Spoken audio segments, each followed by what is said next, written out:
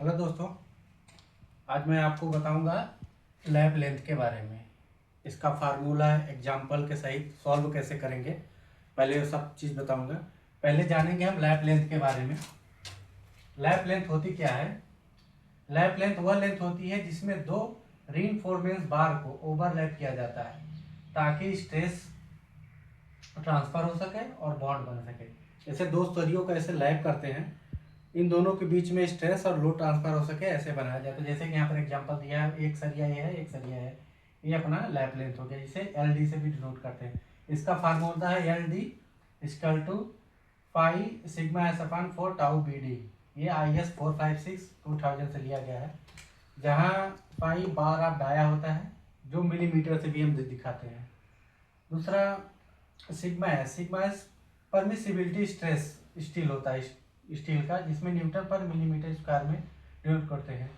ये FE 415 steel का होता है, जो 230 न्यूटन पर मिलीमीटर का ये दिया जाता है। ये कोफिशिएंट वैल्यू होता है, नियतांक के कांस्टेंट वैल्यू रहती है सब चीज़। और टाउ BD ये डिजाइन बॉन्ड होता है, जो स्टील में कंक्रीट में हम कंक्रीट के ऊपर डिपेंड करता है, डिजाइन बॉन्ड स्टील होता है। ये भी न्यूटन पर मिलीमीटर स्क्वायर होता है। ये IS 456 टेबल नंबर 26 से लिया गया है। ये इसकी वैल्यू हमेशा बदलती रहती है। जैसे ये डिफॉर्मेशन बार है, जैसे M25 के लिए, M20 के लिए टाउ BD का मान 1.92 और M25 के लिए 2.00, M30 के लिए 2.10 होता है। M40 के लिए जैसे जैसे ग्रेड ऑफ कंक्रीट बढ़ती जाएगी, वैसे वैसे टाउ BD का मान बढ़ता जाएगा। अब इसको हम सॉल्व करके बताते हैं कि ये कैसे निकाला जाता है। तो ये हम एक एग्जांपल यहाँ पर दिए हैं। एग्जांपल जैसे पाई की मान 16 mm, जैसे कि हमने स्टील एक 16 mm का स्टील ले लिया। ग्रेड ऑफ स्टील की ग्रेड है FE 415। ग्रेड ऑफ कंक्रीट का ग्रेड है M25। तो हमको सोल्यूशन पे आ जाता है। जैसे सिग्मा यस 230 न्यूटन पर मिलीमीटर, ये FE 415 के लिए वैल्यूज की होती है।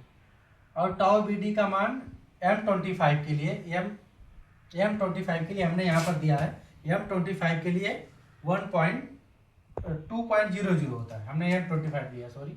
तो M25 के लिए 2.00 इसकी वैल्यू आ गई। अब फार्मूला रखेंगे स्टील के डाया 16 mm और सिग्मा एस की वैल्यू रखें 230 और 4 × 2 टाउ BD को मल्टीप्लाई करेंगे, मल्टीप्लाई करके डिवाइड कर देंगे। ये 336/08 आ जाएगा। इसको डिवाइड करेंगे 460 मिलीमीटर। तो हमको M20 ग्रेड की कंक्रीट के लिए अगर हम लैप प्रोवाइड करते हैं तो हमारा लैप लेंथ होना चाहिए 460 मिलीमीटर M20 ग्रेड के लिए। और मिनिमम लैप लेंथ क्या होता है? जैसे टेंशन बार के लिए, जैसे जो सरिया टेंशन में होती है उसको हम 35 से मल्टीप्लाई करके निकालते हैं। कंप्रेशन स्टील से 24 × पाई करते थे। ये मिनिमम वैल्यू ऑफ स्टील होती है। तो वीडियो अगर अच्छी लगे तो सपोर्ट करिएगा, लाइक शेयर सब्सक्राइब कर दिएगा। बाकी ऐसे बहुत सी वीडियो हम बनाएंगे आपके लिए, जो आपके जानकारी के लिए बहुत अच्छी होगी और हमारे भी। चलिए, धन्यवाद।